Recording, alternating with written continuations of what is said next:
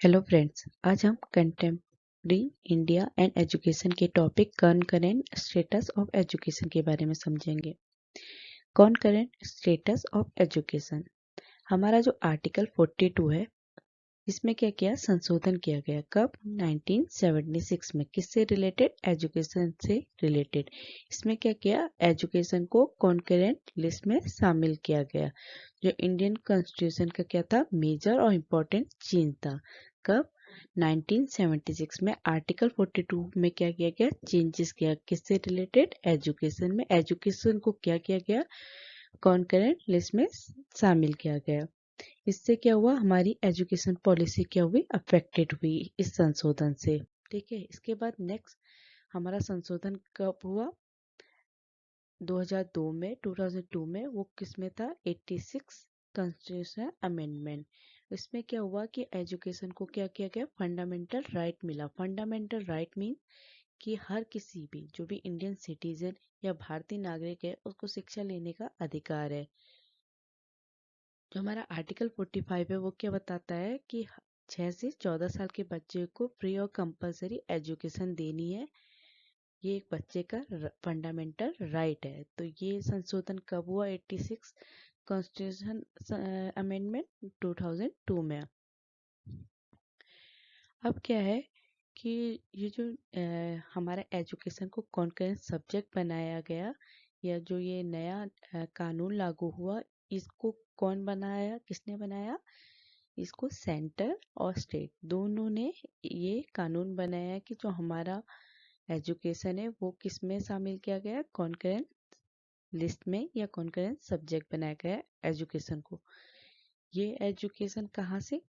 Primary level to university level. मतलब आप primary level से जो हमारी यूनिवर्सिटी लेवल तक हमारी एजुकेशन किस में शामिल की, कॉन्करेंट लिस्ट में या सब्जेक्ट में। अब क्या होता है कि जो हमारी कॉन्करेंट लिस्ट है, ये क्या है, कोई भी पॉलिसी डायरेक्टली क्या कर सकती है, जो भी स्टेट पॉलिसी बना रहा है उस पे क्या कहते हैं, डायरेक्टली क्या कर सकती है, इम्प्लीमेंट कर सकती है। मतलब हम क्या कह रहे हैं कि जो हमारी कॉन्करेंट लिस्ट में जो हमारी एजुकेशन है, वो क्या कर सकती है, जो सेंटर है, सेंटर क्या कर सकती है, उसे कोई भी पॉलिसी डिसीजन को डायरेक्टली स्टेट पे क्या कर सकती है, इम्प्लीमेंट कर सकती है। मतलब स्टेट पे वो अपनी जो एजुकेशन रिलेटेड पॉलिसी है उसको लागू कर सकती है। तो हमारा concurrent status of education means क्या हुआ यहाँ पे, कि जो भी हमारी state government and central government के बीच में जो पार्टनरशिप है वो किसके रिलेटेड, एजुकेशन से रिलेटेड। तो concurrent status of education means partnership between state government and central government when it comes to education policy making and implementation।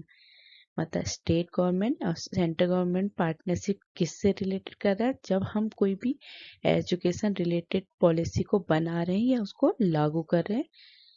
यही हमारा क्या है, कॉन्करेंट स्टेटस ऑफ एजुकेशन। जो हमारा status of education under 3 list, पहली list क्या है, central oblique union list. तो हमारी यूनियन लिस्ट और सेंट्रल लिस्ट क्या है, कि इस लिस्ट में क्या होता है कि जो हमारी सेंटर है उसके पास क्या है कि अथॉरिटी है, वो कोई भी कानून बना सकती है जो भी हमारे आइटम किस में हो, हमारी कॉन्करेंट लिस्ट में। क्योंकि जो हमारा आर्टिकल 42 है उसमें क्या क्या है, स्टेट से 5 सब्जेक्ट को लेकर किस में एडिट किया गया, कॉन्करेंट लिस्ट में भेजा गया। ठीक है, 5 सब्जेक्ट को लेके किस में भेजा गया, कॉन्करेंट लिस्ट में। तो सेंटर के पास क्या अथॉरिटी होती है कि वो कोई भी कानून बना सकता है जो भी हमारे किस में एडिट हो, कॉन्करेंट लिस्ट में। इसके बाद आता है दूसरी लिस्ट में एंट्री 65। ये किससे रिलेटेड है, रिसर्च सेंटर और स्पेशल स्टडीज। जो हमारी स्पेशल स्टडीज होती है उनके लिए रिसर्च सेंटर बनना या उनसे रिलेटेड कानून बनाना। साइंटिफिक और technical assistant in the investigation of detection of crime. किसी भी क्राइम को इन्वेस्टिगेट या डिटेक्ट करने के लिए साइंटिफिक और टेक्निकल सहायता देना। मतलब आप कोई क्राइम हो रहा है, उसको इन्वेस्टिगेट हो रहा है या उसे कैसे ये क्राइम हुआ है, इसकी हेल्प करने के लिए, इसे पता लगाने के लिए साइंटिफिक और टेक्निकल हेल्प प्रोवाइड करती है कौन? सेंटर। ये किसमें? एंट्री 65 में। Training of police officer, professional, vocational and technical training. कोई भी ट्रेनिंग प्रोग्राम हो, वो किसके लिए? पुलिस ऑफिसर, प्रोफेशनल मतलब कोई भी जो प्रोफेशनल कोर्स है तो उनके लिए, वोकेशनल जो भी है जो हमारी ये कंपनीज वगैरह या कोई टेक्निकल, उसके लिए ट्रेनिंग जो है वो प्रोवाइड करता है किसमें? एंट्री 65 में। इसके बाद आता है एंट्री 66। इसमें क्या है? Coordination and determination of standard in institution for higher education और research and scientific and technical institution. इसमें क्या है कि जो भी कोऑर्डिनेट और क्या डिटरमाइन करता है किससे? जो हमारी हायर एजुकेशन होती है, हायर एजुकेशन, रिसर्च, साइंटिफिक और जो टेक्निकल इंस्टीट्यूशन, इससे रिलेटेड कोऑर्डिनेशन और डिटर्मिनेशन प्रोवाइड करता है। Establishment of university grant commission, और यूजीसी को भी क्या किया इसने? एस्टेब्लिश किया। ठीक है, ये सब किसमें? एंट्री 66 में। अब जो थर्ड लिस्ट है वो है एंट्री 67। इसमें क्या आता है? आर्टिकल 49। इस एंट्री के अकॉर्डिंग क्या है कि जो हमारा आर्टिकल 49 में क्या है कि protection of monuments and place and object of national importance, मतलब जो हमारे राष्ट्र के या नेशनल के लिए जो इम्पोर्टेंट मॉन्यूमेंट, स्मारक और प्लेस है या ऑब्जेक्ट है, उनको प्रोटेक्ट करना। ये किस आर्टिकल के अंदर आता है? आर्टिकल 49।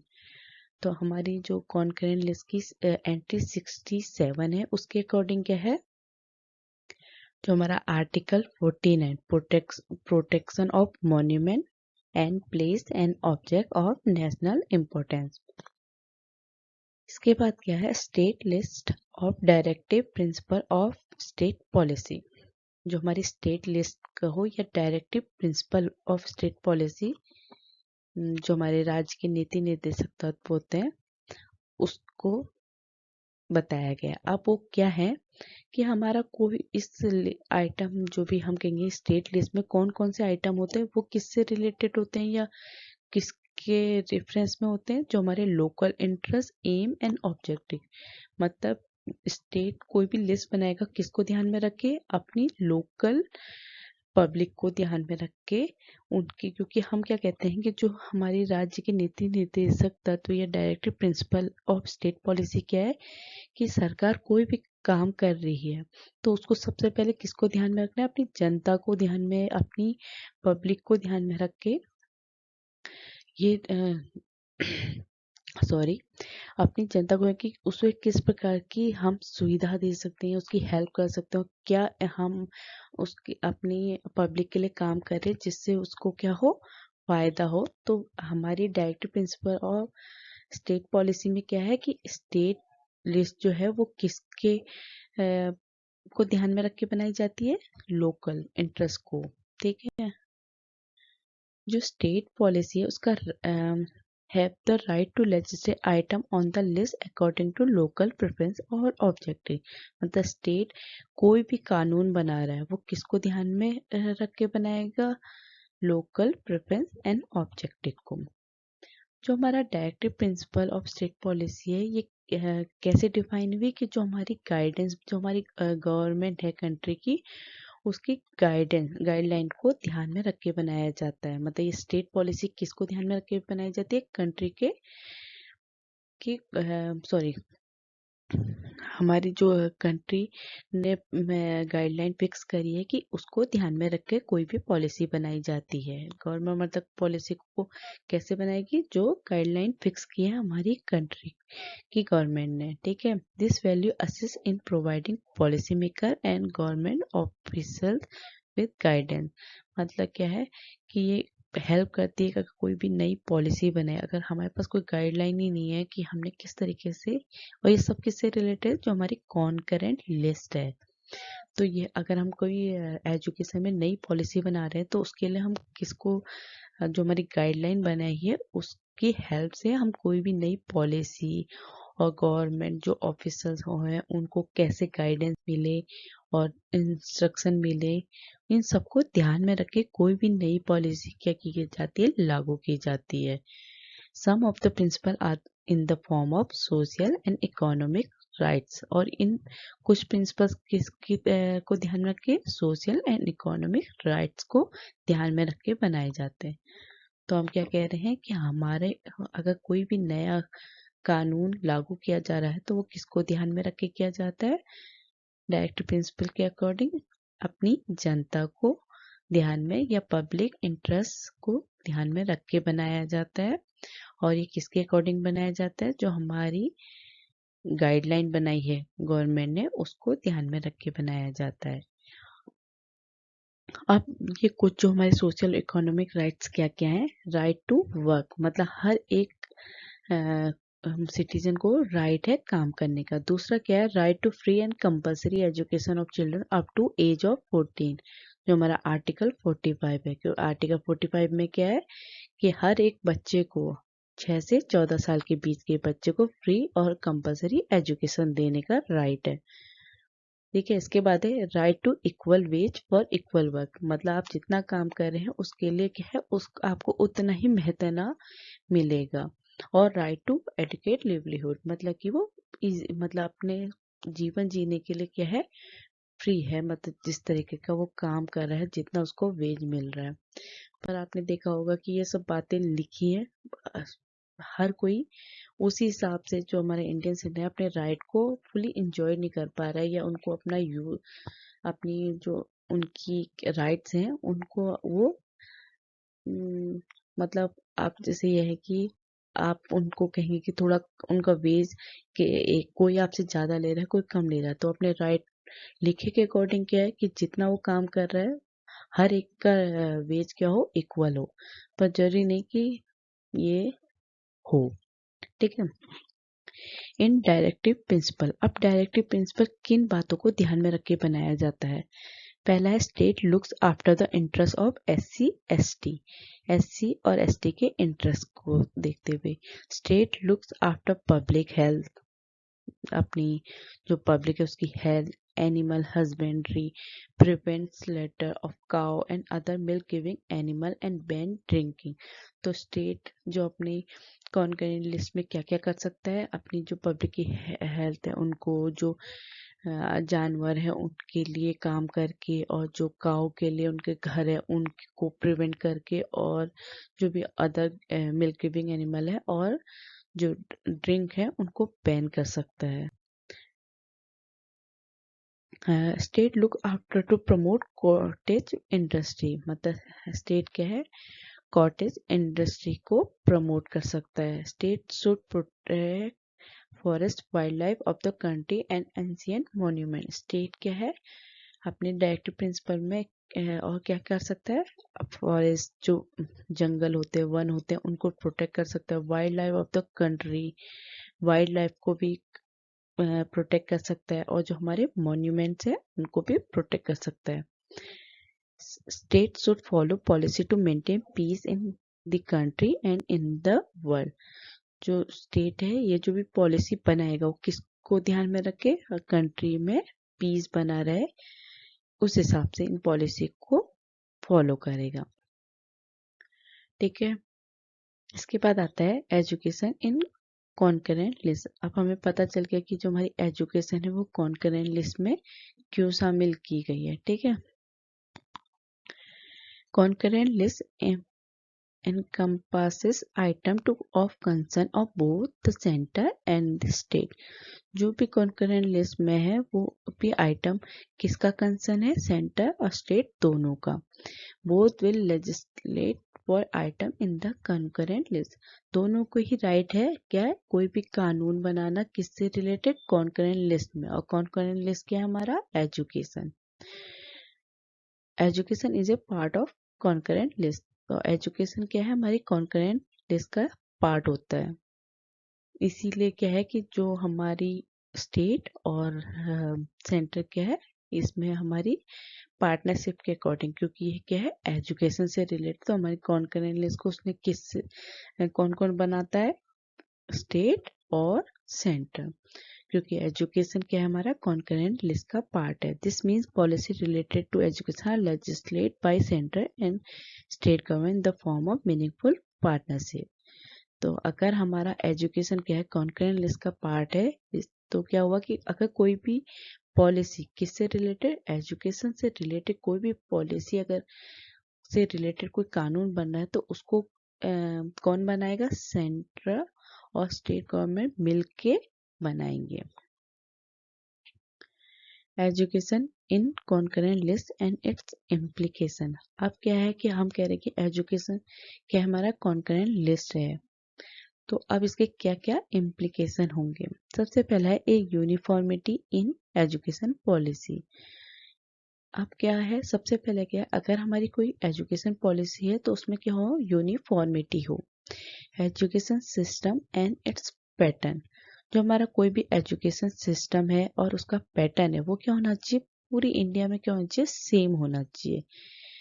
ये तभी हो सकता है कि जब हमारी एजुकेशन क्या हो, कॉन्करेंट सब्जेक्ट हो। इससे क्या होगा कि कोई भी स्ट्रक्चर बन रहा है एजुकेशन का, वो ये नहीं होगा कि एक स्टेट में अलग तरीके का हमारा एजुकेशन का स्ट्रक्चर है, दूसरे स्टेट में। अगर हमारा एजुकेशन को हम कॉन्करेंट लिस्ट में शामिल कर रहे हैं, कॉन्करेंट सब्जेक्ट बना रहे हैं, तो उससे क्या होगा, हमारी जो एजुकेशन पॉलिसी में उसमें यूनिफॉर्मिटी आएगी। हर स्टेट में हमारा जो एजुकेशन का सिस्टम और पैटर्न वो क्या होगा, पूरी इंडिया में क्या होगा, सेम होगा। दूसरा क्या है, इम्प्रूवमेंट इन स्टैंडर्ड। इससे क्या होगा, हमारा स्टैंडर्ड में भी इम्प्रूवमेंट होगा, क्योंकि अगर हमारा एजुकेशन कॉन्करेंट सब्जेक्ट है तो क्या होगा, हमारी रिसर्च में क्या होगा, एडवांसिटी आएगी, और हम क्या है अपनी स्टडीज को, जो रिसर्च स्टडी को, उसका यूटिलाइजेशन बहुत नेशनल और स्टेट लेवल दोनों में ही बेटर यूटिलाइजेशन कर सकेंगे अगर हमारा एजुकेशन क्या हो, कॉन्करेंट सब्जेक्ट हो। Education for emotional integration. Emotional integration मतलब राष्ट्रीय एकता कह लीजिए, या इमोशनली, हाँ, इमोशनली मतलब भावनात्मक एकता। अगर हमारी एजुकेशन में क्या हो, हमारी भावनात्मक एकता हो, मतलब हर एक दूसरे से किससे जुड़े हैं, हम एक दूसरे से क्या है, भावनात्मक जुड़े, इमोशनली जुड़े हुए हैं। अगर हमारा एजुकेशन हमारी इसको क्या करता है, फॉर इमोशनल इंटीग्रेशन, तो education is the key force for protection और इमोशनल इंटीग्रेशन। इमोशनल इंटीग्रेशन में जो हमारी एजुकेशन है वो क्या करता है, ये हमारी कंट्री में एक की फोर्स की तरह काम करता है, क्योंकि क्या है, सब जगह हम हर एक स्टेट में पढ़ाई हो रही है, ठीक है, हर एक बच्चे को एजुकेशन मिले, तो एक दूसरे से क्या है, इमोशनली इंटीग्रेट रहेंगे।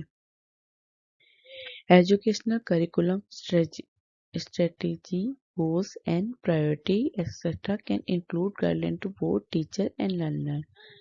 जो हमारा एजुकेशनल करिकुलम हो या क्या स्ट्रेटेजी यूज होने पड़ेंगे, गोल, प्रायोरिटी, ये सब में क्या गाइडलाइन क्या इंक्लूड किया है, ये किसके लिए है, टीचर के लिए भी और लर्नर, लर्नर मीन्स स्टूडेंट, दोनों के लिए हमारा करिकुलम, स्ट्रेटेजी, गोल और प्रायोरिटी सब क्या है, इसमें हमारे टीचर और लर्नर दोनों इंक्लूडेड हैं। और ये क्या है, राष्ट्र को एक बनाने के लिए, जिससे, क्योंकि आप जानते हैं कि हर एक स्टेट में अलग अलग हमारा वो चलता है क्या, सॉरी जैसे हर एक स्टेट का अपना अपना सिस्टम है, पर जो एजुकेशन है वो क्या है, सेम है। अगर हमारा एजुकेशन करिकुलम जो है हर स्टेट में सेम होगा तो उससे क्या होगा, हमारा राष्ट्र एक राष्ट्र बना रहेगा। ये नहीं कि हर एक स्टेट में अलग ही तरह की पढ़ाई है, दूसरे स्टेट में अलग है, तो वहाँ पे क्या होगा, डिफरेंसेस आएंगे। हाँ, तो एजुकेशन क्या है, एक दूसरे को इमोशनली इंटीग्रेट करती है। अगर हम एजुकेशन को कॉन्करेंट लिस्ट में करते हैं तो इससे क्या होगा कि हमारा जो कंट्री है वो क्या रहेगी, एक रहेगी, national as a whole, emotionally integrate रहेगी, तो हमारा एक राष्ट्र बना रहेगा। इसके बारे फॉर बेटर डिसिप्लिन। अगर हमारा एजुकेशन क्या है, कॉन्करेंट सब्जेक्ट हो, तो उससे क्या होगा, जो हमारी सेंट्रल गवर्नमेंट है उसके पास क्या है, पावर है, वो किसके डिसीजन को ओवर रूल कर सकती है, स्टेट गवर्नमेंट को। किस केस में? जब उनके बीच में डिसएग्रीमेंट हो, क्योंकि स्टेट तो बहुत सारे पर सेंटर क्या है, सेंट्रल गवर्नमेंट एक है।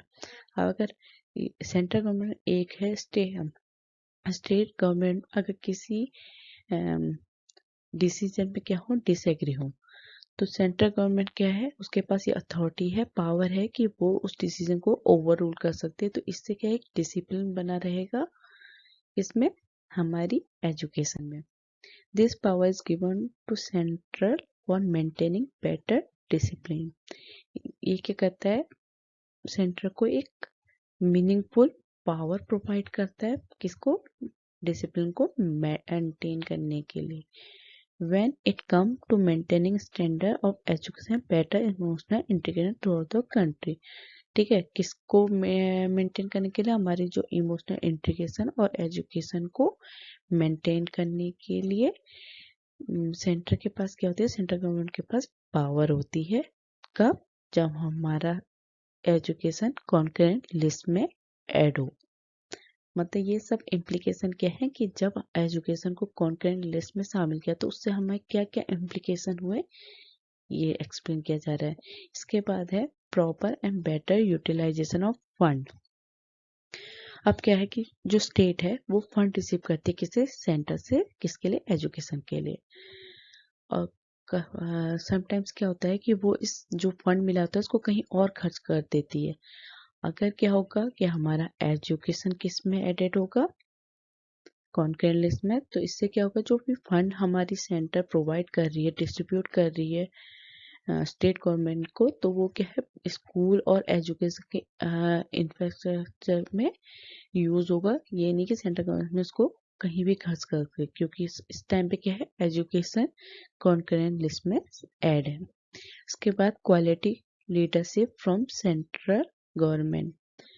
अब क्या होता है, जो हमारी सेंट्रल गवर्नमेंट है उससे क्या है, क्वालिटी लीडरशिप होगी in the form of direction and supervision when it comes to the matter of education। जब एजुकेशन की बात आएगी तो अगर हम क्या कहेंगे कि एजुकेशन को हमने सेंट्रल लिस्ट में, सॉरी कॉन्करेंट लिस्ट में या कॉन्करेंट सब्जेक्ट में ऐड किया, तो उससे क्या होगी, एक क्वालिटी लीडरशिप होगी। क्योंकि अभी मैंने क्या कहा कि सेंट्रल गवर्नमेंट क्या होती है, एक होती है, और स्टेट हमारे बहुत सारे हैं। तो एक लीडरशिप क्या होगी, एक क्वालिटी लीडरशिप फॉर्म होगी अगर हमारी एजुकेशन क्या हो, कॉन्करेंट सब्जेक्ट हो। Better implementation of educational policy. अब क्या है कि एजुकेशन से रिलेटेड कोई भी न्यू पॉलिसी अगर इम्प्लीमेंट हो रही है तो क्या है, तो वो क्या होगी, सिस्टमेटिक वे में बनेगी। क्योंकि अभी आप क्या है कि हमारी सेंट्रल गवर्नमेंट और स्टेट गवर्नमेंट मिल के एक पॉलिसी बना रहे हैं, ठीक है। तो हम क्या कह रहे हैं कि better implementation of education policy, इससे क्या होंगी, बेटर पॉलिसी फॉर्म होंगी या लागू होंगी, इम्प्लीमेंट होंगी, ठीक है, जब हमारा एजुकेशन किस में हो, कॉन्करेंट लिस्ट में हो। जिससे, क्योंकि सेंटर क्या देखेगा कि कोई भी जो स्टेट गवर्नमेंट है वो करेक्टली क्या कर रही है, कोई भी जो हमारी एजुकेशनल पॉलिसी है उसको करेक्टली इम्प्लीमेंट कर रही है या लागू कर रही है, ये किसका काम है, सेंटर देखेगी जब हमारा एजुकेशन किसमें हो, कॉन्करेंट लिस्ट में। For creating egalitarian policy, our constitution provide equal right to each and every citizen in the society। हमारा constitution क्या है, equal right provide करता है हर एक नागरिक को, हर एक सिटीजन को, जो भी हमारी सोसाइटी में रह रहा है। For achieving equity and equality in society, education must be provide to all as the constitution give the right to education to all. अगर हमारा एजुकेशन कॉन्करेंट लिस्ट या कॉन्करेंट सब्जेक्ट हो तो उससे क्या होगा, हमारे सोसाइटी में क्या हो, इक्वलिटी बनी रहेगी और हर एक को क्या होगा, इक्वल राइट मिलेगा एजुकेशन में, जिससे क्या हो, सब एजुकेटेड हो, ठीक है। तो हमने देखा कि अगर हमारी एजुकेशन और कॉन्करेंट लिस्ट में शामिल है तो उससे हमें क्या क्या फायदे हुए जब हमारी एजुकेशन किस में ऐड हुई, कॉन्करेंट लिस्ट में। Thank you. अगर आपको मेरा कंटेंट समझ में आया तो please like share and subscribe. Thank you.